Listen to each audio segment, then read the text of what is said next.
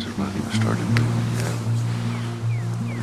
And we'll just hang in here for a while and see what happens. Well, folks, here we have it. This little morsel right here is about to be sampled. Very quick, very easy. If you like peppers, I don't think you could go wrong with them. Nutria are excellent swimmers and can remain submerged for up to 5 minutes. Welcome to A Sportsman's Life.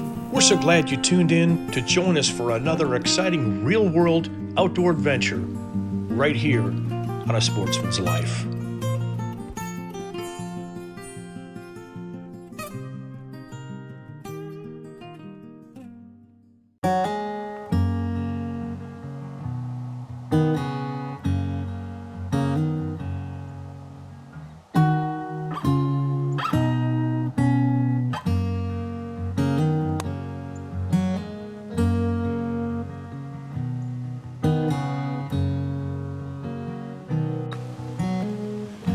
May not be any frost on the pumpkin this morning, but there certainly is frost on the prickly pear.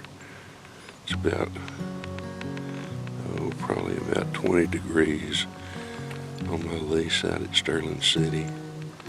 Just found a spot here that sit down where in the past I've seen lots of whitetails, and I'm hoping they're still in the area. Still need to shoot some does, and there's a really big buck that hung out here as well too, so kind of hanging in this area this morning. Late season, February the 2nd or 3rd, major storm has come through. We had ice everywhere, snow covered the ground, and so we're here trying to see if we can find possibly one more buck, or possibly, hopefully I should say, several does.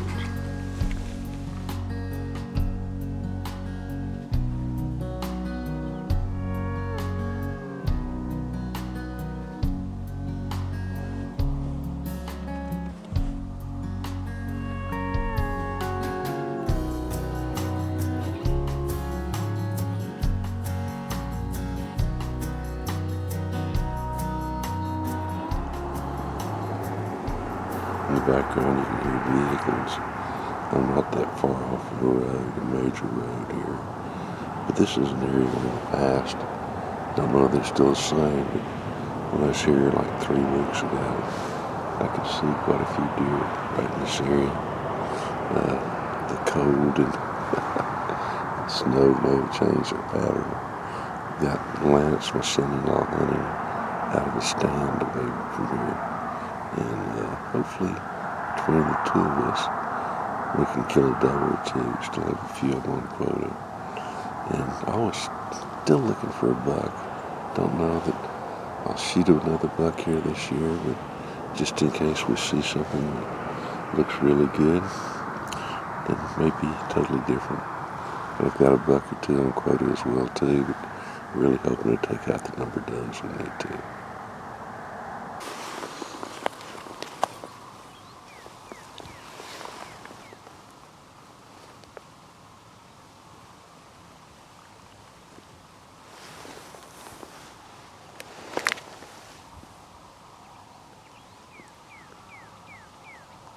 Frost out there, but not much anything else right now.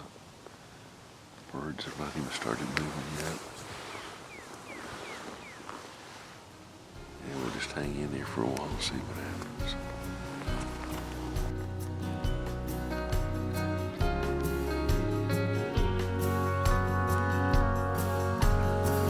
A lot of robins in this country right now. Beautiful. Really pretty red breast. One of the beauties of being able to be out hunting. You get to see those birds. They're fantastic. And there are a lot of them there, as you can tell. They're all over these hills.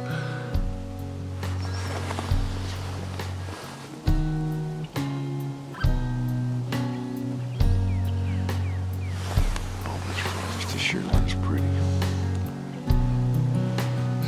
Country anyway, when you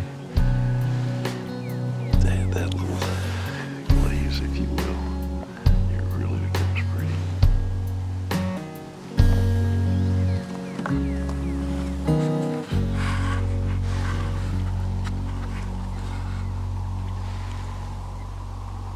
brought to you by Dallas Safari Club, Conservation, Education, and Hunter Advocacy.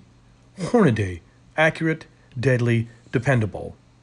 Taurus Firearms, maker of the Raging Hunter. Trigicon, brilliant aiming solutions.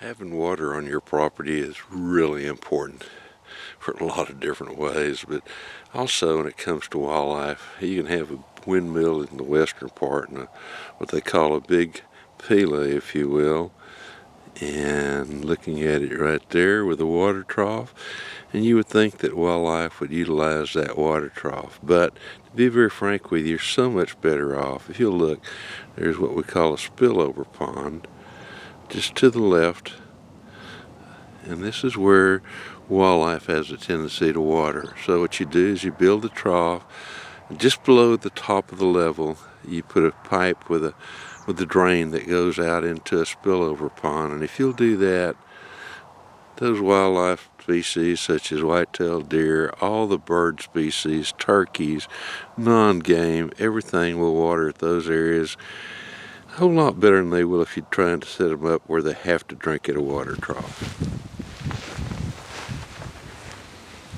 Well, she didn't go very far. Coming into the tail end of our hunting season, trying to take out a few more does. Found this one walking a long way off.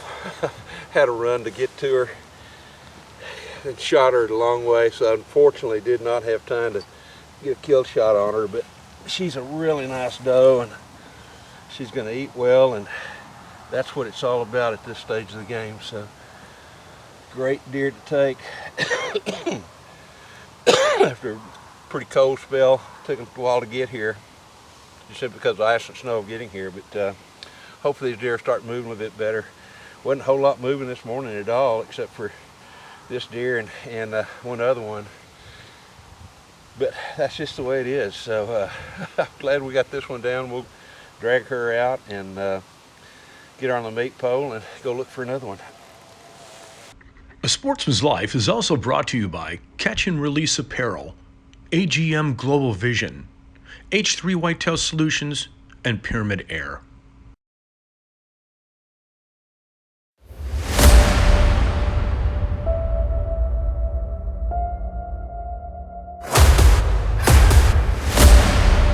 Hello sports fans, Bill Carey with Striper Express with your fishing tip on A Sportsman's Life.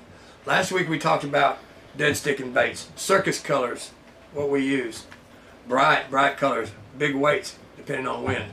Today I told you I'd show you the thumper, so let's go see. Alright guys, this is the thumper. I've got it sitting on a chair. We place this on our boats as far back as we can. Really depends on your boat, you'll figure that out. But this is the thumper. Right now it is set at 1 beat per second. That's 60 beats a minute. Find out where your boat likes it the most. I'm going to tell you some more. Okay, I need more time than a minute, so we're going to make this a two-part. Right now, circus baits. Get your thumper in your boat. On our boats, as far back as you can go sounds the best for the fish. We've got them set at 1 beat per minute. That can change. but that's a good way to start. Now, you go out and you mark some fish. Get those thumper going. You see where they're at. You're going to go deeper than the fish. You probably need to set out a drift sock too, because we like to be drifting at 0.04 to 0.06 miles an hour. That's probably it for now. I'm going to tell you more next week about this. So, go catch a fish. Conservation Today is brought to you by Hayden Outdoors Real Estate, the brand that sells the land. Visit HaydenOutdoors.com to find or sell your farm, ranch, or recreational property. If you're looking to buy a property that might have turkeys on it, particularly if you live somewhere in the Texas area, or you're looking to buy a property in Texas where you hope to have turkeys in the future, one of the things you want to look for is, are there turkeys in that area based upon the local game wardens or maybe the local wildlife biologist, or in the instance of Hayden Outdoors, asking their representative that you're dealing with as to whether or not there are turkeys on the property. Now, a lot of times in Texas, we'll have specific winter roost areas and we'll have specific areas where those birds drift to as the spring approaches to where the nesting occurs. So if you're interested in turkeys, spend time visiting with your Hayden representative, with that agent, and find out if there are turkeys there, find out if there's potential turkeys there, then find out if you're in an area where they're going to be winter roost or whether those birds may be coming there to nest in the spring when the spring seasons are going on. Well, folks, it's Luke Clayton, and I'm going to share with you a very, very simple recipe. We have the makings of it, the start of it, some good B&B lump charcoal, a little chunk of pecan wood, B&B kiln-dried pecan wood. So we've got our charcoal heating up here. We're going to put it over in the little smoker, and this is a pepper recipe. Makes a quick lunch, very easy to do. I think you'll enjoy it. So let's get started. Well, folks, a quick lunch does not get a whole lot more easy or quick than this. These are some poblano peppers. You could use Anaheim, stuffed with Monterey Jack cheese. That's it. I did sprinkle a little bit of salt, but I de-seeded these. We're going to pin these with toothpicks to hold all the cheese in and grill them. It may look simple, and it is, but I promise you, a couple of these peppers with this cheese oozing out of them makes one heck of a side dish, or a quick lunch, as in the case today. So let's get going. And here we go, folks. These peppers, we're going to actually char them, and then we're going to scrape the charred part off, just like if you were cooking a hatch chili pepper. Got a stick of that, I don't know if you can see it, a little stick of that pecan wood, B&B kiln-dried pecan wood there, and that's what's creating that smoke. But we're going to cook these. We'll give you a look at them as they continue to cook. Actually, they're going to be charred on the outside. We're going to scrape all that off, have one awesome stuffed pepper. Well, friends, after about 12 minutes on my old country barbecue pit, check out this little pit. Very handy for quick barbecues. I think these peppers are just right. You can tell they're charred on the bottom. You can kind of see that, but the top is still a little bit crispy. Let's take these things off while they're just right before all that cheese really starts running. Plate them up and cut them up and see what they taste like. What do you say? Well, folks, here we have it. This little morsel right here is about to be sampled. Very quick, very easy. If you like peppers, I don't think you could go wrong with trying these out. Poblanos or Anaheims would work. Big jalapenos would work, but they'd be a little bit more spicy. So give this a try when you get a chance. I think it'll make you a quick, quick lunch really, or maybe just a side dish. Smoked poblanos. The Nutria is a large amphibious rodent that almost resembles a beaver. The difference is a Nutria has a cylindrical round tail, where a beaver has an oblong flat tail. Nutria are excellent swimmers and can remain submerged for up to 5 minutes. Its incisor teeth allow it to cut through vegetation, which is its main diet. Nutria eat a wide variety of aquatic plants, including grains, roots, stems, leaves, cattails, duckweed, and clover. It will also dine on mussels and snails. Breeding throughout the year, nutrias produce up to 3 litters of 2 to 8 young. They are nocturnal in most regions, but will become active in the daytime during the winter months. Substantial populations of nutria are found in as many as 15 of the southern states in the United States of America. Thank all of you for being with us. We take time to thank you every week, but we really do appreciate it. We do. Always remember catfishradio.org, the radio show that I do each week that Jeff puts on the website. You can always go there, and Larry, our buddy Larry Weissoon's with me every week, and that's also fun. So catfishradio.org, you can download those segments and listen to them. Exactly. Get your weekly fix of outdoors right here, folks. We have an outdoor overload every now and then, yes, so we do. We have to share it with you. But thank you a lot for joining us. We'll see you next week on A Sportsman's Life. You betcha. We'll be right here. Folks, thanks so much for joining us. This segment of our show is brought to us by Gearhead Archery, Snaplock Hunting Blinds, Smoking Texas Electric Smokers, TRHP Outdoors, Ultramatic Feeders, and Catfish Pro Catfish Bait and Catfishing Supplies. Make sure and tune in next week. We'll have another exciting show ready to go for you.